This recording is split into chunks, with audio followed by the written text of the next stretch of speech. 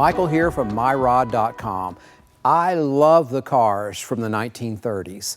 In my opinion, that's the absolute best design decade for American cars. I mean, the sweeping, curved lines of these cars from the 30s are untouchable, and GM's cars were just stunning. In 1939, which is what this car is, 1939 Buick, across the board, the 39 GM line is absolutely gorgeous.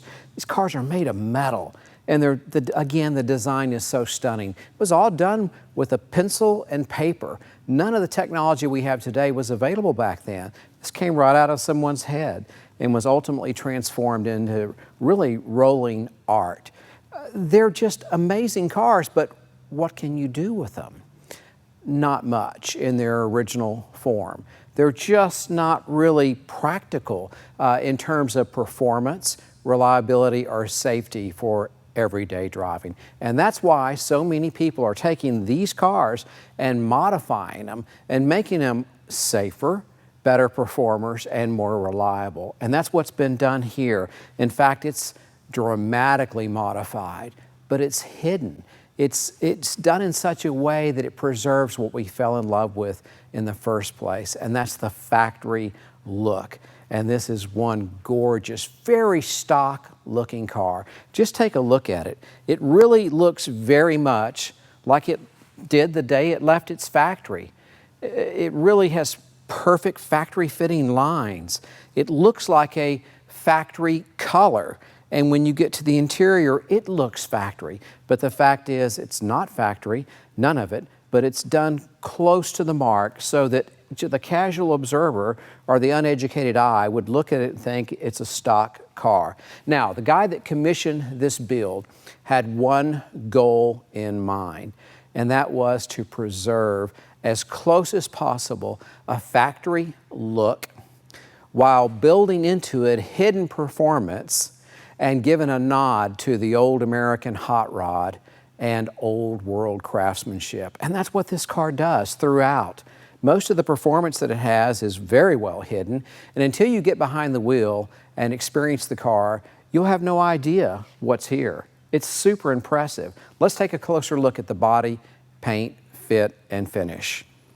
So as you walk around this car, the first thing that strikes you is the finish is outstanding, and then the color. The color's called Havana, and apparently it's a factory Bentley color. And it's beautiful. It's like a dark chocolate metallic is the best way I could describe it. It just looks so incredibly elegant on this car. All the bright work, of course, is brand new, perfectly restored, glass brand new. It looks like a brand new car. And then when you get to the interior, oh my gosh, the interior. It blows your mind. Again, it looks factory, and it pairs beautifully with the paint. This 100% genuine leather interior, gorgeous. Every element in it is really, really strong. The carpet is the straight weave German type carpet. The dash has very much a factory look with intentionally hidden full complement of gauges. The air conditioner controls are meant to look as stock as possible, while the air conditioning itself is carefully hidden and blended into the build. Steering column is a modern update, but it looks like like a 1940 Ford steering wheel, and the column looks vintage, but it's modern. It has seat belts. And then when you get to the back, oh my gosh, this trunk, it looks like something from a steamliner, travel in a steamliner. Just absolutely beautiful, old world craftsmanship at its best. And then they brought this emblem forward into the interior and incorporated it with a real cool design element. Just across the board, the interior is absolutely stunning. There's no other way to put it. Okay, so there's a lot more to this car than what immediately meets the eye, and that's the performance, the technology, and the techniques that went into the car. And we'll talk more about that on the test drive. And at the end of the video, we'll show you some of the DNA components that are built into this car. We'll give you a list. I know a lot of folks will be interested in that, but right now, let's start it. Let's listen to this LS3. And then we'll go on that test drive.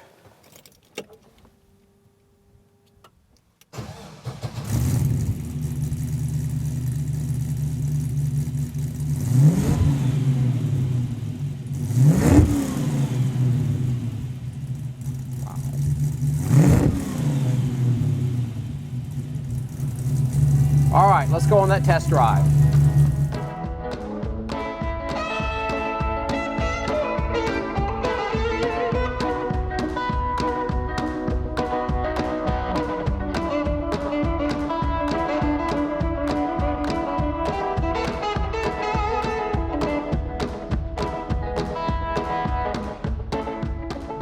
You know, it'd be great to know the history of this car. It's obviously got a lot of history, a lot of people behind this wheel at some time or another. And that history, I guess, is lost to us. But one thing's clear, it had preservation-minded owners. And I can say that with absolute certainty because of the fellow that commissioned this build, the pictures that he showed me, and the condition he stated that the car was in. It really was a nice car, something you could enjoy as a collectible car and be impressed with and impress other people with, because the integrity was there. And really, if you want to end up with a supercar like this, you need to start with a great car. And that's what he did. He started with an absolutely great car, and the end result is you know, what we're in today, which is culmination of the guy's vision of what he wanted it to be. Infused by the talent of a bunch of master builders from this area, all of which I know who they are. Either I've used them or I know of their shops. And these guys are serious talent, and it took a lot of serious talent and imagination and money to build this car. And that's what it is today. By the way, it's got 1,443 miles on the build. Imagine that, 1,443. It's a brand new car. So we'll be out here where we can go highway speeds in just a minute. First thing that hits you is you're in a super tight car. I mean, it just all moves in one piece. It's not colliding with itself. And the exhaust, I can barely hear it, even with the windows down. It's a beautiful day. It's overcast. It's, I don't know, it feels like it's in the 80s, but it feels fantastic out there today. Got the windows down. This is a air-conditioned car, by the way, with vintage air, modern-day vintage air system, but we don't need it today.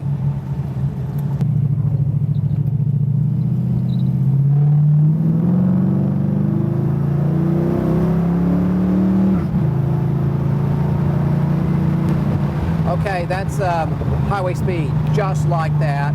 By the way, I didn't mean to get that scratch. I was at nowhere near the bottom of this accelerator pedal.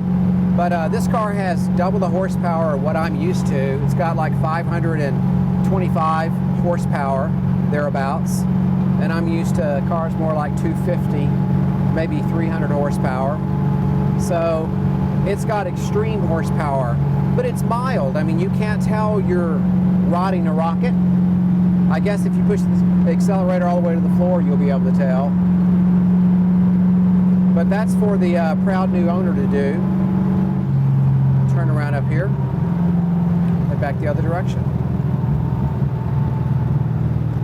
I know it's got Wilwood disc brakes up front. I think the rears are drum. As stated earlier, at the end of the video here, we'll put a little running list of some of the key ingredients that were incorporated into the build.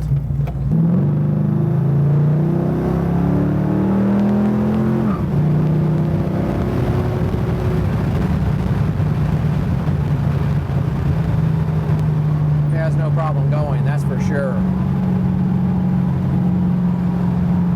LS3, woo! Okay, here's some really rough railroad tracks. I'll slow down like I would in any of my classic cars. We'll see how it does. Yeah, bumpy, but not that bad. Goes down the road, stable, straight, true, as you would expect it to. You know, it's extremely obvious that this was not a budget-restricted build. It was built to accomplish something, and man, this is really nice. Very, very nice. This seat is super comfortable. It's like a living room sofa. I love looking out at this hood. It's just pure art.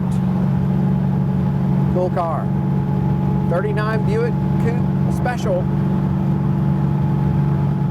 Okay, well, it's built to go long distances, have fun in. wow anybody that sees it. Yeah, very impressive. Super impressive car. Well, okay, what's my final opinion? Well, here it is. If you want a car that'll compete at any level, at any show in America, and if you want one that'll outrun the time of day, this car deserves very serious consideration. It really is a phenomenal piece of workmanship. And of course, it was gorgeous the way it was born back in 1939, but now it's been modernized without hurting any of the good looks that came with it naturally. So that's it for the test drive. I hope you enjoyed it. If you enjoyed it, click like and subscribe to our channel. I think you'll enjoy the videos my son and I do. We get some really, really cool cars. And go to our website, myrod.com. Okay, that's it. Adios.